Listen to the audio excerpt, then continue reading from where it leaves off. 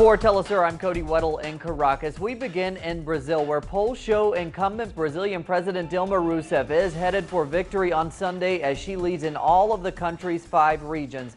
That includes in the north, the northeast, the center-west, the southeast, and the south. In the northeast, Rousseff maintains a significant lead with 56% of the vote support compared to Marina Silva, who only has 24% support. Aécio Neves trails them both with almost 10% support. The race is close in only the southeast, which includes the key cities of Rio de Janeiro and Sao Paulo. Their polls show Rousseff with 30% support and Silva right behind with 29% support. Neves garnered 26%. Leading up to the vote on Sunday, both candidate Dilma Rousseff and her political rival Marina Silva are participating in their final days of campaign activities in which they both seek to gain last-minute support from voters. Hello, and here we are from Santa Marta, one of Rio's smallest favelas. Roughly 6,000 people live here, but it is definitely one of Rio's most impressive favelas. We have fantastic views here from the top. We've got the Sugarloaf Mountain behind us, the Christ looking down on us, fantastic views of the city. And we've been walking around today speaking to the locals, finding out a little bit more about what life is like here in Santa Marta. Take a look at this report. Santa Marta attracts a number of visitors, not only for its beautiful views over the city, but also for being the first favela in Rio to have been pacified. Although police presence was once a point of contention, today a new vision looks towards the integration of the area rather than its exclusion. The project has the community at the heart of it. The peacekeepers, as they have been saying, are peaceful officers with a new mentality, a new method of working with social projects. All this in line with issues of security. The community has prospered, enjoying immense social gains such as public programs for health, education, recycling projects, and of course the cable car. Even Zequinha's restaurant is now one of Rio's gastronomic highlights. For him, Santa Marta has been transformed. To give you an example, my daughter today can be a lawyer, a journalist, she can be a teacher in the future. So the people now have this expectation, very high ones for the future. Following the pacification, it's all good. As the famous Christ looks on down, Santa Marta now lies peacefully in the Brazilian sun. We never wanted to leave. Stephanie Kennedy, Telesur, Rio. And thanks to Stephanie, clearly enjoying herself as she continues her reporting there. Moving on, a third delegation of victims of Colombia's 50-year internal conflict has traveled to Cuba today to participate in the ongoing peace talks. Our correspondent Charles Parkinson has more from Bogota.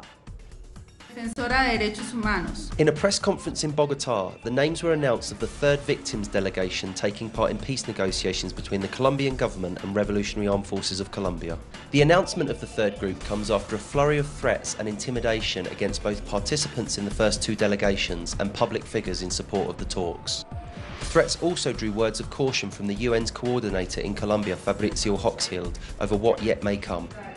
Those who somehow benefit from the war because of their illicit economic activities and the threat that an extension of the rule of law across the whole of Colombia poses to them, there's a threat that such people will step up their attacks and do whatever they can to jeopardize put the peace process in jeopardy.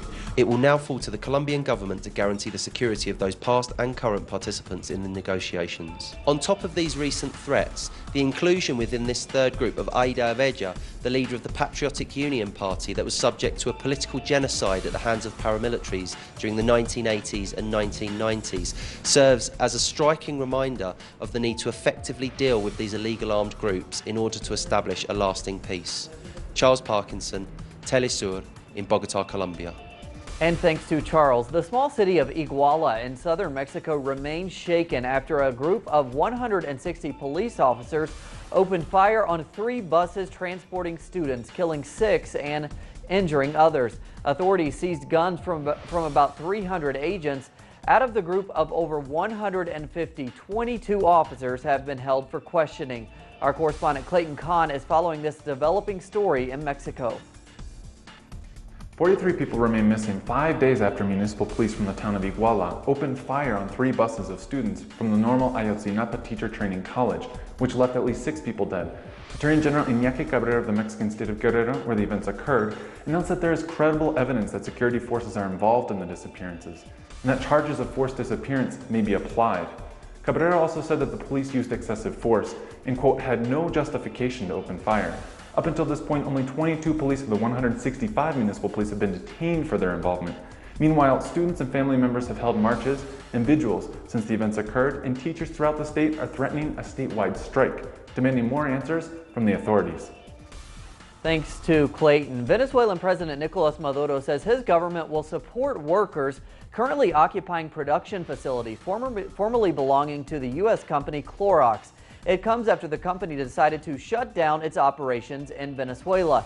Our correspondent Rachel Boothroyd visited the factories and brings us this report.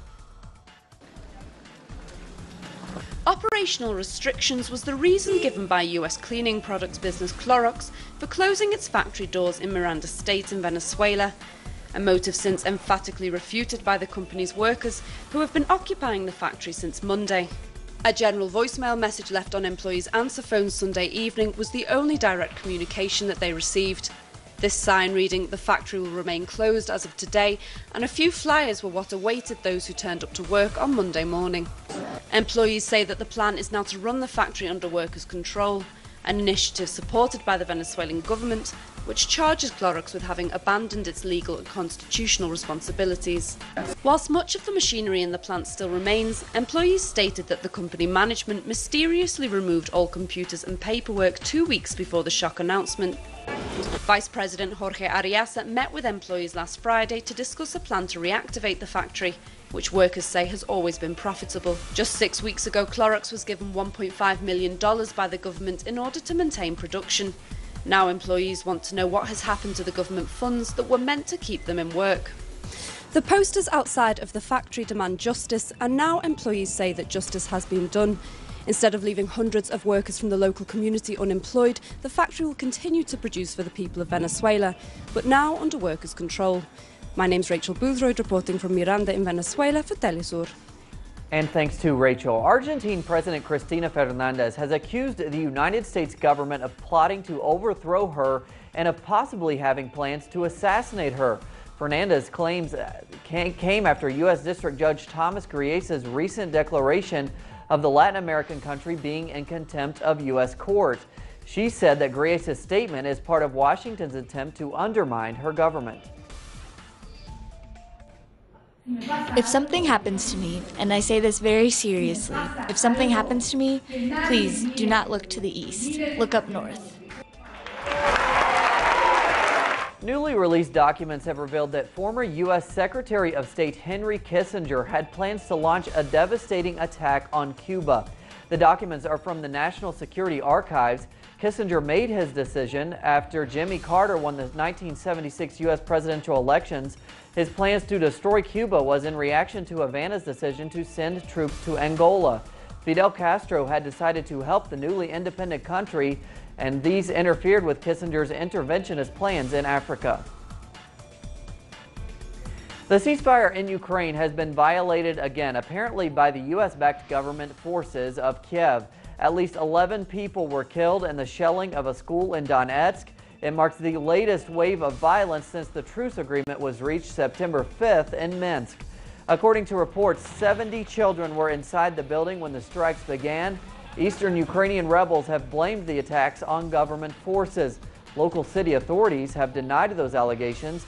UN Secretary General Ban Ki-moon condemned the attacks and urged warring parties to strictly comply with the ceasefire. Russian investigators today said they have irrefutable evidence implicating U.S.-backed forces in mass killings of Russian-speaking civilians.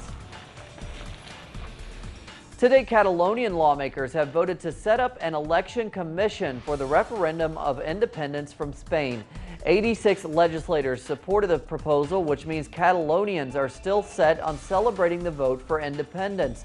The motion comes following an order by Spain's Constitutional Court to suspend the plan, after which the Catalonian president said he would ignore that decision. I això crec que ens entronca amb una de les millors definicions. We are ready to make it happen, and that puts us in the right spotlight regarding politics. If by politics we understand doing what is needed, we are ready to do whatever is needed. And what is needed now? Catalans have told us what is needed, and what is needed is to vote. Following his world record-breaking performance at the Berlin Marathon, Dennis Kimeto was warmly welcomed back home in Kenya. He knocked 26 seconds off the world marathon record yesterday. He finished the race in 2 hours, 2 minutes, and 57 seconds. That makes him the first man to complete a marathon in under 2 hours and 3 minutes. I'm going to run harder. I'm going to run faster. I'll take a short break. But in the new year, I'll train with my fellow runners to try and break my own record. More on those stories and others at our website, telesurtv.net/English. For Telesur English, I'm Cody Weddle. We'll see you right back here tomorrow.